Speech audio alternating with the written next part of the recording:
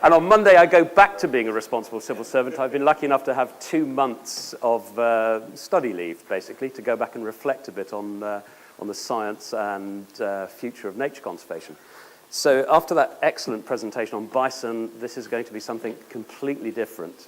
It's rather free form, and it's really, I think, trying to represent the wide open roads that are ahead of us in a time which I've never known to be quite so interesting politically, or challenging and interesting when it comes to the future of land management. We are living in very interesting times, which is rich in opportunity, full of hard work to come, and is going to be a very entertaining time to be involved with nature conservation. So, one thing I wanted to stress, and I'm delighted that Keith Kirby, George Peterkin are here in the audience. One thing I really wanted to stress is the success of the paradigm that we've adopted over the last 30 years or so of historical ecology. We have looked at the origins of our wildlife-rich habitats and realized that actually there's a massive amount of continuity in the very history of the sites that were rich in butterflies, rich in plants. This led to really very successful conservation programs that identified, designated, preserved, and put back, wherever possible, management regimes that continue to conserve our inherited legacy of wildlife. And you only have to glance at this picture to realize that many of the woods have looked much the same for hundreds of years. But note that the thing that's most different are the people.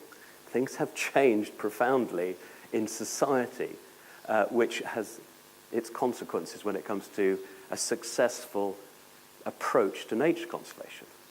By contrast, you only have to look at some of the plantations which Forest Enterprise is proud to manage. Massive Sitka spruce plantations, huge areas of monocultures. And of course, this is replicated in a whole range of different habitats. It doesn't matter whether you're dealing with grasslands, heathlands, forest plantations, which is where I spend a lot of my time fretting. The continuity is either maintained in places that are really rich, or it's been lost. The semi-natural character of many of these places has been replaced with monocultures, whether it's wheat replacing cereal fields full of weeds and grassland species, spruce replacing more interesting areas of uplands, or just ryegrass replacing meadows and grassland. We have gone from continuity of management to monocultures, which has been driven largely by this preoccupation, which is not a recent preoccupation, it's an ancient preoccupation of the provisioning services, what we've come to term provisioning services in the ecosystem services agenda. Fuel, food, timber, things we need to maintain our standard of living and our way of life and our income. And that's been backed by powerful precedents, a powerful interest in the production backed by modern science and modern management. The 60s revolution, the sort of thing Charlie was talking about when we went into the Green Revolution and started really modernizing farming. And so what's happened is that we've sort of had a great success in hanging on to what's left, but the remaining pieces are fragments. They're fragments that are now isolated, or even worse, they're isolated and neglected. You only have to look at most of our ancient woodlands in southeast England to realize that they're not only fragments surrounded by ryegrass, cereal fields, rape fields, urban areas, but they're also largely neglected. They are not managed as they were before. And this scale of past semi-natural landscapes was driven by past economics. We all now know that. Alongside the historical ecological approach that was looking at the places, over the last 20 years we've had lots of really interesting studies that have looked at the economics. They've realized that the economics of the past cannot be replicated. Seriously interesting studies, lots of fascinating facts, but the past is the past. We're not going back there. We are never going back there. The past is lost. It's a foreign country, as was once famously said. And indeed, we shouldn't even try, because when you go back to the past and look at the societies that were supported by past economics, most of us here would have, well, quick glance at that, a third of you would have been dead by now, because you're way beyond the average age. Most of us would have been dirt poor. most of us would have been struggling to make a living. We do not want to go back to the past. One of the best things to do to try and drive this home is to go and look at some of the TED Talks on YouTube with Hans Rosling, who sadly died recently, who drives home this point, that the present, for most of us, is a much better place to be than the past. And we hanker for the past because it was rich in wildlife. It's a rather romantic view. So when you look at the past priorities, and of course I'm focusing on woodlands, of course I would, that's my job really. I'm in effect the forest ecologist and head ranger for the forest enterprise in England. Those past and recent priorities have all been about materials and goods and recreation. Whether you're a king hunting in his forests that produced timber for his castles and allowed commoners to graze their pigs, or whether it's the Forestry Commission producing Sitka spruce and having a wonderful recreation program that allows people to cycle and enjoy themselves. It was all basically about timber, fuel, game, livestock, and recreation. But these priorities in the last few years for society, driven partly by political insight, driven hugely by fantastic program at the very senior levels, at the very sort of top academic levels, the top political levels across the world, these priorities are now very different. They include climate change, a low-carbon economy, biodiversity, ecosystem services and natural capital, employment, which is really important as we speak. You know, an awful lot of concerns about the low quality of employment as well as the absence of employment, and an economy that, frankly, is flatlining a bit when it comes to standards of living. And, of course, we're looking at climate change. These express themselves in different ways. This is the Savile Building in Windsor Great Park. This is made out of Douglas fir grown on the estate. This is a very good example of using natural product to address the low-carbon economy. People were paid to create something out of carbon, wood and timber in this case, to build a building as a demonstration building that illustrates the standard and quality of future buildings that could be made out of our timber production. We are concerned about flooding now. I'm not sure we were anywhere near as concerned about flooding 100 years ago. This is Winchester. Winchester nearly lost its ancient mill and its ancient bridge because of all the water that was flooding. It was only saved basically by the wonderful work of the Environment Agency that knew their river systems and the local Gurkhas who went out and blocked the river further upstream under the M3. So we're worried now about flood alleviation and water quality. We're looking at habitat creation. This is a beaver-created habitat. Derek Gow took me to show this place. This is the Bold Venture, tiny Bold Venture beaver trial down in Devon with fantastic habitat creation and flood mitigation all in place, plus water quality improvements. And of course, we're looking at employment and economy in terms of trying to move towards a low-carbon economy that's using renewable energies, in this case wood chip, being burnt to heat grand houses, in this case, just down the road where we were all staying last night, because this is the wood chip store that feeds the boiler on Knepp Estate. And I come to habitat resilience because we're also facing some challenges. The challenges are completely different now than they were even a century ago. Even in the 1920s when Charlie showed those wonderful pictures of the Knepp Estate under scrub being restored back to farmland, the challenges have changed profoundly. They've changed because of our understanding of the science, our appreciation of the consequences, and the response of the political community, which, various presidents apart, has actually been really rather good of late to respond to what are perceived as existential risk. One of the great things I learnt over the last 2 months is that there's actually a department, a professorship of existential risk. If I'd known that, I would have worked a lot harder to become a professor. I'd love to be a professor of existential risk. But these are real risks to our existence. So climate change is on the way. Globalization and urbanization has changed everything from where we were even 50 years ago, even when I was 10 years old, let alone when I was born. Modernization is here to stay. It all started with the Industrial Revolution and the new approaches to the production of things. And globalization means that we no longer live in a particularly isolated world. So the containers are now traveling everywhere with virtually everything we consume. I was rather surprised to learn that tea from Sri Lanka comes in containers. It's not just our laptops and our machinery and our chairs and our goods from China. Lots of our food is sent around in containers, as is lots of our timber. One consequence of this, these two things, globalization and climate change, is that we are not facing a future we have ever faced before. We therefore have to think about the new nature conservation paradigm. Whoops, I beg your pardon, come back to that one.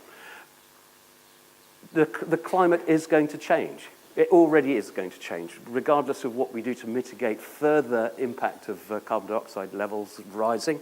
We are currently tracking well above this above curve. Unless we really work hard, we are not going to stay within the targets that were set by the Paris agreements. We don't know. This is the other problem with planning for an uncertain future, which is why it would be great to be a professor of existential risk. You could just go around saying, we really don't know. Hotter and drier summers seem very likely, and we've certainly experienced those in the past. Milder and wetter winters are really on the cards, and very big concern if you're a forester. We're going to have more extreme events. We sort of know that because fundamentally, climate change means a higher average temperature. That means more energy in the system, more clout when things actually happen.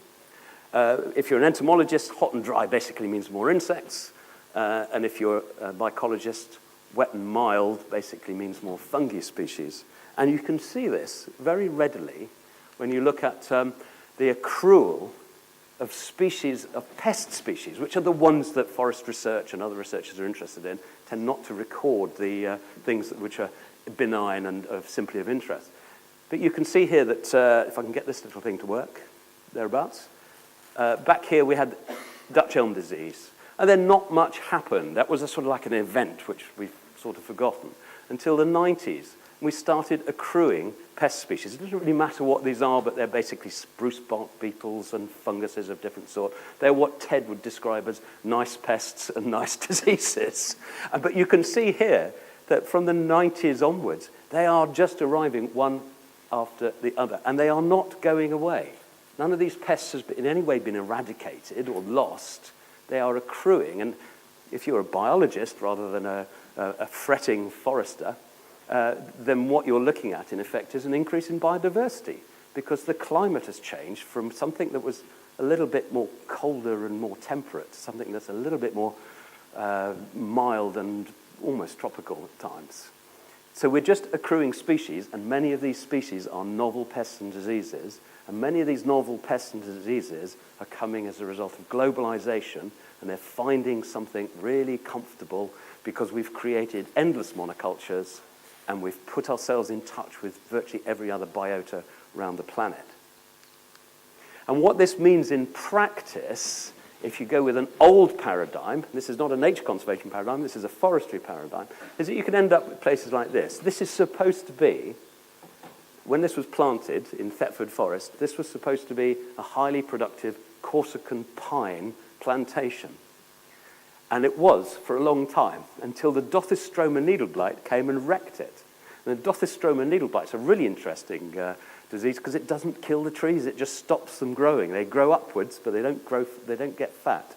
And that's largely because it loses something like 2/3 of its needle surface area. So this is a forest that, if it was a bank account, it would be on 0 interest rates. We can take the timber out, but nothing is accruing. In Thetford Forest, which is designated as an SAC, as a special area of conservation for its birds, particularly its nightjars, associated with a clear fell forestry system that is predicated on a program of plant, harvest, clear fell, and restock of Corsican pine, you have a protected area and a forestry system that are completely screwed. There's no way in which we can maintain the numbers of nightjars or the production of the forest. So as a designated area, it's rather cornered itself, and as a production forest model, it's cornered itself. This is a place where we are now having to invest tens or hundreds of thousands of pounds to move from a plantation system that worked for 40, 50 years, 60 years, and which is now having to be reconsidered. And basically what we're thinking of here is a move away from monoculture plant and clearfell systems to naturalistic, and I'm trying to promote that word, naturalistic, not native, not natural, but naturalistic forest systems with multiple species functioning as a forest, but nevertheless producing conifer timber for the sorts of requirements that society will demand. Timber for buildings, timber for, fuel for renewable energy, and wildlife and recreation. And this is where we are. The challenge is not just ecological, it's technical and cultural. If you flatten everything like this, you create more problems that you have to face, especially in the second generation of plantations. We are sort of in this boat with nature conservation as well. We are signed up to a paradigm that worked for 40 years, was wonderful in terms of what it achieved, but now has to be reconsidered. And what I've seen over the last 2 days really is a wonderful reassessment of the deep past to start thinking about the future. These foresters here, this is a fascinating photograph, they really don't know what to do. I think you'll be absolutely surprised to learn that this guy here was head of forest enterprise a few years ago when I worked for him. I took the photograph. This is a woodland trust team, and this is a woodland trust plantation in Wentwood, just over the border in Wild Wales. So this is a forest where all the commitment and the interest is there, but the technical challenge of going from where we are to where we need to be is, well, it's just, it's really, really difficult. But there was a moment last year when this basically stopped me retiring, this moment.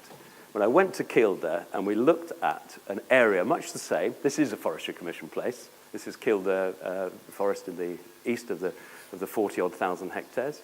We stood with all these foresters, all correctly dressed in their protective gear on an operational site, and one of them said, "We can't carry on doing this, can we?" And all of them agreed.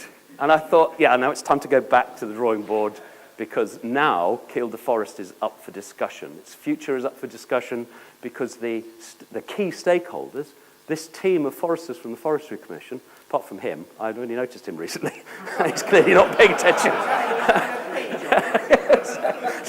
So all of this team are now thinking in terms of what do we do next? And the reason why, where we're headed, by the way, and this is my wife here talking to a Romanian forester looking at silver fir stands in the Carpathians. We are going to try and take it from here to here. And the reason why is because we finally dawned on us where we were and what we needed to take the story forward. So, this is in no particular order because actually it's in no particular order because we are in a sort of doldrums of a lack of political leadership. Our hearts might be in the Carpathians, but actually our minds need to look at what the people in the Netherlands are doing, because most of lowland England, or most of England, is lowland England, and most of it looks more like the Netherlands than the Carpathians. Bigger, better, joined up, fantastic, excellent piece of work, but actually the best Lawton quote I ever came across is the one that says, "The species keep you honest." If you're doing things and the species aren't responding, you're probably not doing the right thing. Scale, cost effectiveness, relevance, that's all come into play. Relevance is probably more important than all the rest put together. But we're losing species in spite of these conservation successes, in spite of the SSSIs, in spite of all the ancient woodland conservation actions. And there has been, and this is where I find it really exciting ecologically and from a forestry point of view, there's a huge shift in thinking from restoration of outcome to restoration of process. In that regard, the foresters are aligning themselves with the ecologists. That's a huge step forward in my view. We've got to stop thinking about, or hankering is a better word, hankering for the past, because the past is fascinating to study. We've heard some fantastic things about the nature of the deep past. We've always, over the last 20 years, been focused on the historic past, all very interesting stuff, but none of us are going there. None of us are going back to even last week, let alone to any past economy, past natural history, which has long since been lost. It informs the present, and it helps give us insights into the future. And future natural is where it's at. And future natural is actually the only road that's open to us. But we have a wonderful opportunity at the moment to do something about the nature of that road and the traffic we might deploy along it. And this whole issue of stability is an illusion. It always has been, actually. It's a philosophical illusion. One of the great things about the last 2 months is spending a lot of time with people who aren't nature conservationists, who aren't scientists, who are philosophers, who basically make it clear that stability, permanence is an illusion. Nothing is permanent but woe, as Fungus the bogeyman, I think it was. And these conditions rarely prevail. Sometimes they do, and sometimes they prevail for decades, as virtually every presentation, but Leo's has sort of hinted on that. They can prevail for decades, but they do not last forever. Stability is an illusion that we're trying to maintain in our nature conservation programs and policy. Franz alluded to it with the Natura 2000 rules. You can't have too many white-tailed seagulls. Well, I'd agree with that statement, but that's a different interpretation. You can't have stability that has this number of, dab chicks and this number of bearded tits. You've got to have this dynamic shifting all the time. Once you start adopting that, you can find your way forward. So what did Franz bring into play? He is only one of many of you that have had a huge influence on my thinking and my career, but this is a tribute to Franz, probably undeserved Franz. He brought back these natural past drivers of structural and species diversity. He brought them back into the debate. He brought them back into the thinking. What happened in the distant past and what can we do about it today? And it made ecological and evolutionary sense of the historical ecology paradigm. Why was cattle grazing better than sheep grazing? Why was cattle grazing necessary at all in a meadow? Well, it's because of the deep history which the Dutch, Franz, and others sort of brought back into the discussion. Provided a very strong lead, and all credit to the Netherlands for doing this, into the future cost-effective nature conservation for a modern world. It's a really important thing to start looking at the way in which we have nature and natural processes brought back into a modern 21st century economy, and don't lose it in a sort of hankering for a past you cannot create. You can hang on to bits of the past. I'm all for lots of ancient churches and ancient meadows and ancient woods being conserved precisely as they are, but these are luxuries, frankly. They're not necessities. This is about necessity. And what you also did, Franz, was add an enormous amount of colour and romance, and that's captured people's imaginations. So that's not just for fun, that's really important. You added in the romance. People got excited by the prospect of wild cattle, wild ponies, recreating the processes that hark back to the evolutionary origins of our biodiversity, not just the historical origins. And crucially, and this is something which has not been touched on, it gives us a far better informed rationale for action. And that includes actions where we can't or choose not to have bison or choose not to have cattle. We at least then know what the consequences are and what we might do to get the best out of a piece of land where it's not possible to have wild boar, it's not possible to go down a rewilding route. At least we now know where we stand. That's a really important contribution. It's the obverse of the coin. What I think it's done, if you take this old model, I stole this from a guy called Yadvinder Mali, who gave an excellent lecture last week. I stole this idea. This is 1975 thinking. It was basically the relationship between temperature and precipitation, distribution of all the different habitats across the planet.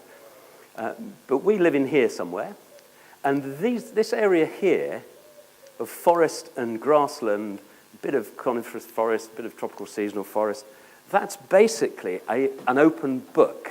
It's not a fixed type of place. I'm not sure I'm putting that very clearly, but when you have other drivers, abiotic drivers like fire, drought, grazers and browsers in concert, then you can have, as we've seen illustrated a dozen times in the last 2 days, you can have large areas of savanna with some trees. You can have closed forest with small patches of grazed glades. This is a movable feast. And part of that future natural road, where we can choose what to do where, we can choose now, with this insight, whereabouts on this, within this red circle, which I've just thrown in there, so it took me ages to learn how to do that, so I didn't elaborate on it. We can have grasslands, or we can have woodlands, or we can have parklands, because we now sort of understand, as it were, all the different levers that allow you to take it forward.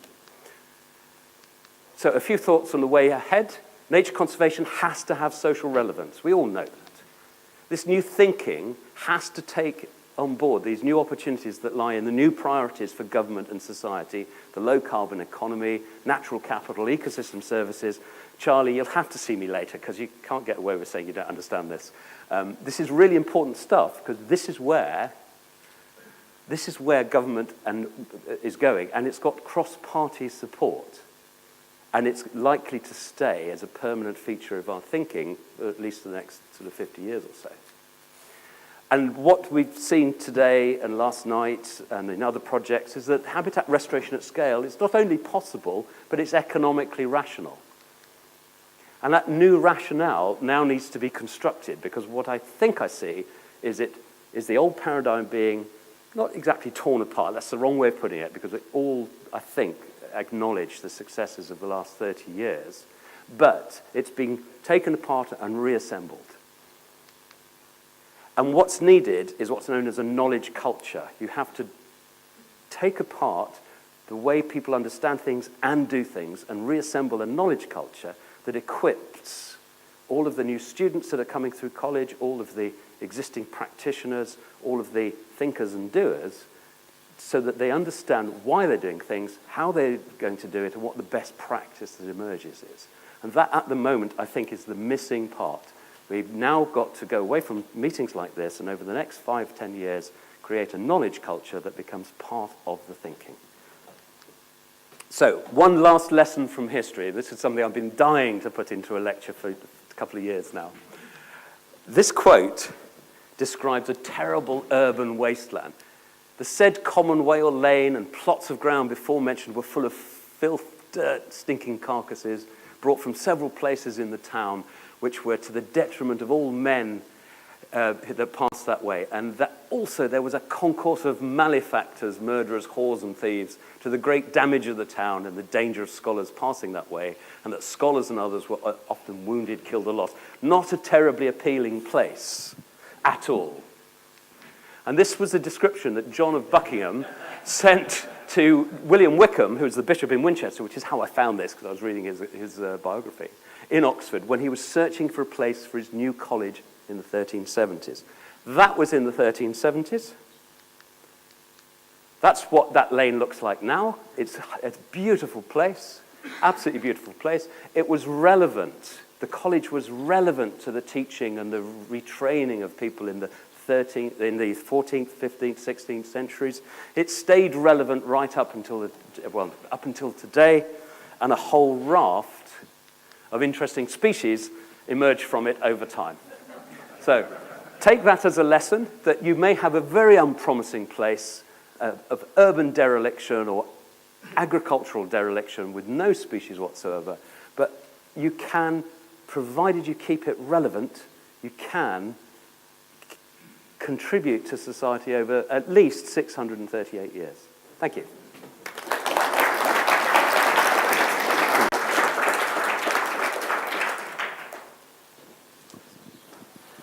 David Bullock, National Trust. Oh, it's great to hear all that. You emphasised future natural, and you emphasised environmental change, increasing uncertainty of environmental change, and so on. And the mood music here is, for reasons I very much understand, about promoting very large herbivores back in systems.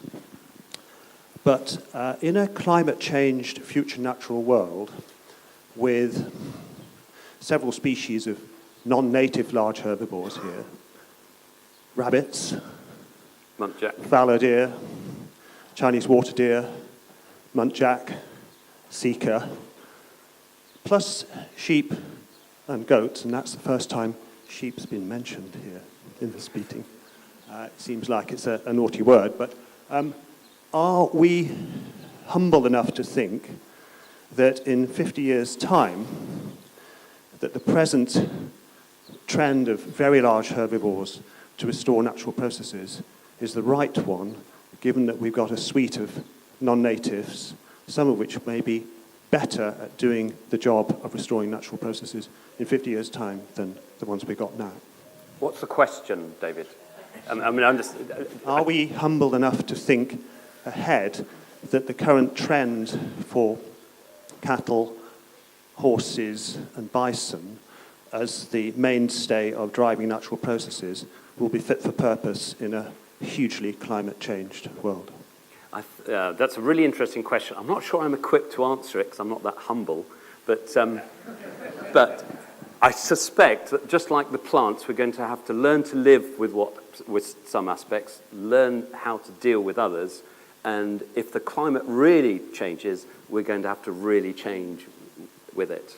But what I would say is that from what I can see from the past, looking at past climates, our plants are going to be pretty robust unless we really, really fail to do something about climate change and carbon dioxide. But your question, I think, is rooted on the other herbivores, and I'm not sure I'm qualified to say. But I think that this sort of comes back to John Lawton's comment that the species keep you honest. If you get the species diversity that you desire for whatever reason, and they're grazed with muntjac rather than sheep or cattle, there probably isn't really a problem. What I would say is that I think there has to be a reasonable deployment of the land so that things like forestry, which produces timber, which society really needs, has plenty of space and has nature, but probably doesn't have large herbivores in it, because as we've very clearly seen, saw photographs in Leo's presentation that would make my wife weep. But there is plenty of space out there for lots of different options for different products, whether it's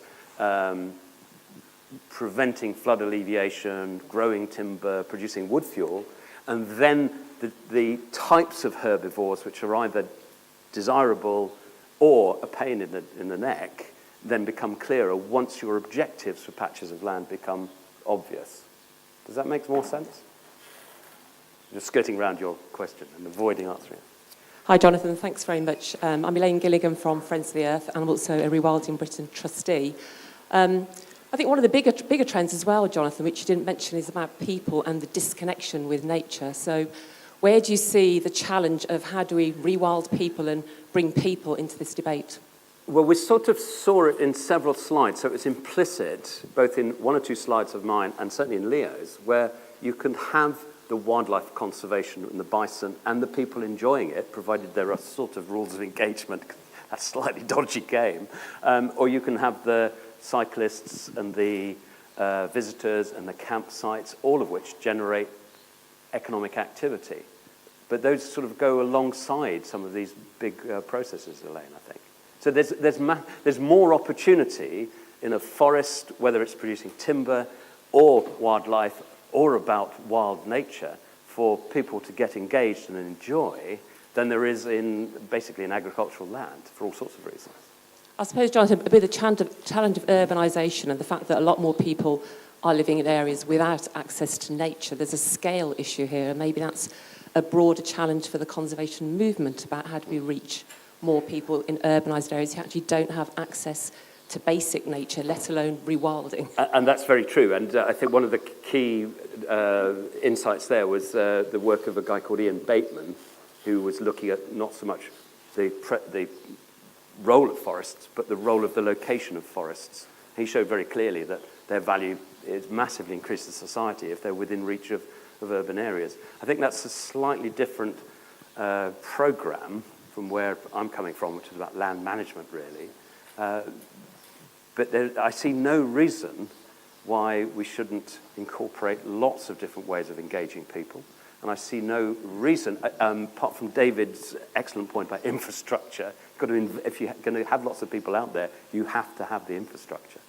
But that engagement could be everything from cycling through the woods to free camping to the sort of more traditional engagement with education rangers, all of which you find probably more readily adopted on the state forest than you do in other nature conservation-focused areas.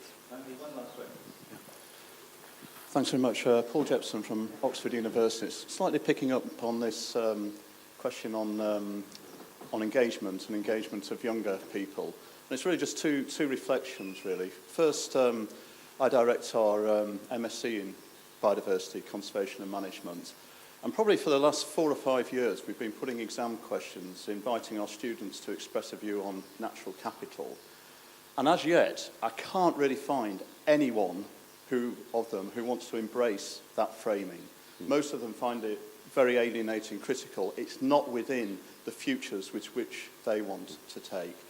So my question here, and maybe comment, is should we ease off on the natural capital framing, which doesn't seem to chime with the younger generation of conservationists who are investing in future careers in the field, and perhaps who will be shaping, or we should be allowing and encouraging to shape, the future natures which we were talking about. And also just this recognition that in your things which are there, the massive and accelerating changes of technology on societies weren't there.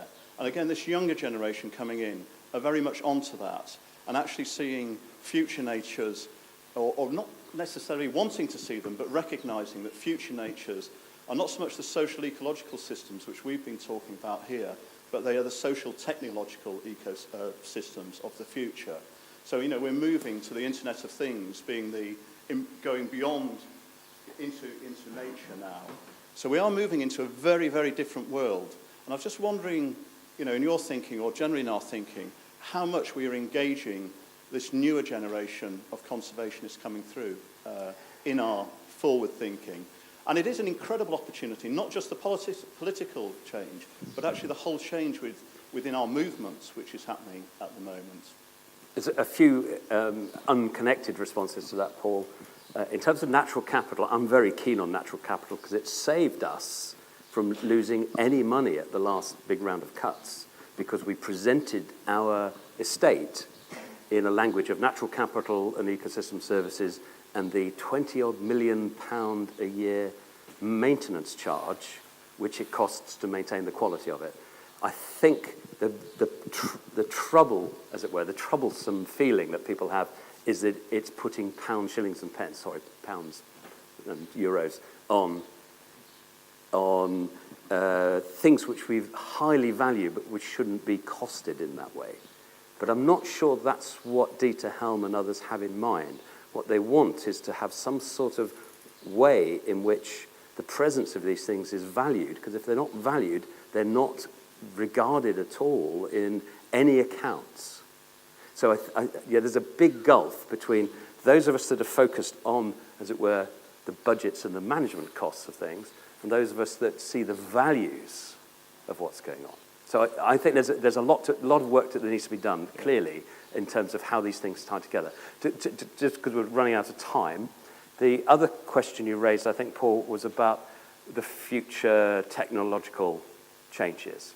One of the things I've seen, because I'm one of the few foresters, I think, that reads The New Scientist and looks at what's going on the internet, forced to by my children to look at stuff on the internet, is that I don't see that the old forestry paradigm that delivers just nice, tall, straight timber is going to be fit for purpose at all in 20 years' time. It's going to be used as feedstocks for chemical processes. It's going to be used as fuel.